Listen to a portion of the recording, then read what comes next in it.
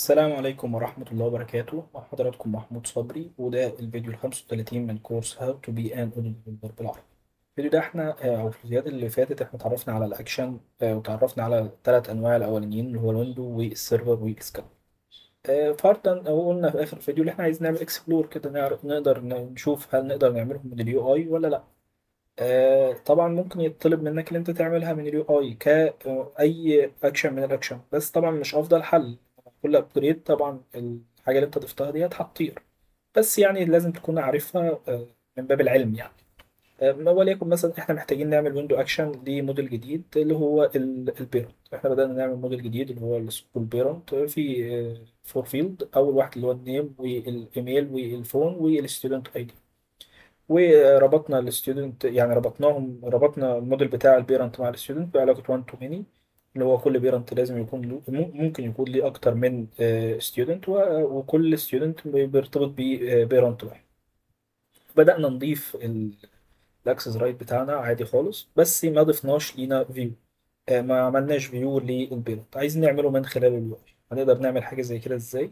والله بكل بساطة هنرجع هنا لليو اي بتاعنا، ندخل على السيتنج بعد ما نفعل الديباج مود، فهيظهر عندنا التكنيكال. هننزل تحت، هنبدأ نشوف كل الأكشن اللي عندنا، سواء ريبورت سواء ويندو سواء كلاينت سواء سيرفر، أو هنقدر نشوف برضو السكادول أكشن والسكادول أكشن تريجر. طب احنا عايزين نعمل ويندو أكشن، وطبعا تباعا كلهم بنفس الفكرة. لو محتاجين نعمل ويندو أكشن من اليو اي هنعمله ازاي؟ ندخل هنا على الويندو أكشن، هنسرش على السكول، بس نبدأ نشوف كل الويندو اكشن الخاصه بالسكول، وليكن مثلا الستودنت اكشن. هنبدا نعمل دبليكيت ليها، وهناخد نفس البيانات اللي موجوده في الستودنت هنعملها على البيرنت. هناخد دي كوبي، هنروح هنا هنخليها اسمها بيرنت اكشن. وتاني حاجه عندنا هو الاوبجكت بتاعنا عباره عن ايه. فالاوبجكت بتاعنا عباره عن هو الموديل بتاعنا يعني سكول دوت بيرنت، الاسم بالظبط. كوبي بيست. وبس، مش محتاجين اكتر من كده. لو محتاجين نضيف هيلب ولا حاجه، وليكن مثلا كرييت نيو بيرنت، الحاجه اللي هي هتظهر اول ما ندخل لو مفيش اي ريكورد، وهنبدا نسيب. احنا كده عملنا الويندو اكشن بتاعنا.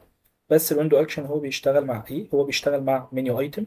فنفس الفكره برضو في التكنيكال، لو نزلنا تحت شويه هنلاقي في حاجه اسمها منيو ايتم. هندخل على المنيو ايتم بتاعت السكول، وهنبدا هنا نضيف في السب منيو، هنبدا نضيف منيو جديده.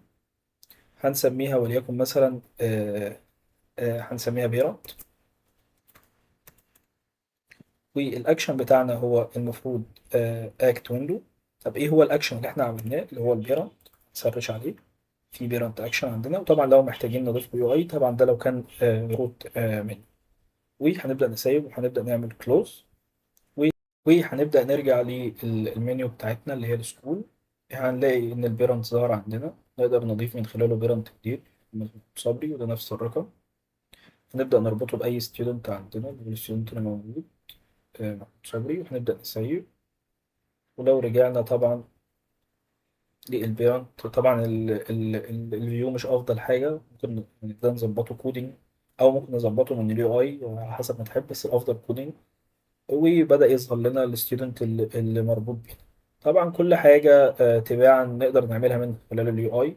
اي اكشن يعني، في عندنا الريبورت اكشن ممكن نقدر نعمله، والسيرفر اكشن والاوتوميتد اكشن بنفس الطريقة برضو. بين النيو نبدأ نشوف ايه هي يعني نبدأ نشوف ايه الحاجة اللي احنا عملناها ككود، ونبدأ نشوفها، او ندخل على اي اكشن من الموجودين دول ونشوف ايه الفكرة، ونبدأ نعمله من خلال اليو اي. وبس.